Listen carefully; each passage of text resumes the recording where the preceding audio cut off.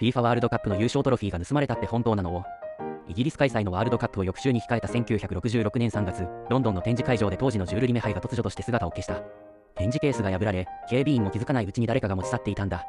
警察は犯人からの身代金要求を受けたものの、解決の糸口は見つからず、大会運営も危機に陥った。ところが1週間後、ある散歩中の男性の愛犬ピクルスが、南ロンドンの庭の茂みから世界一の証を発見。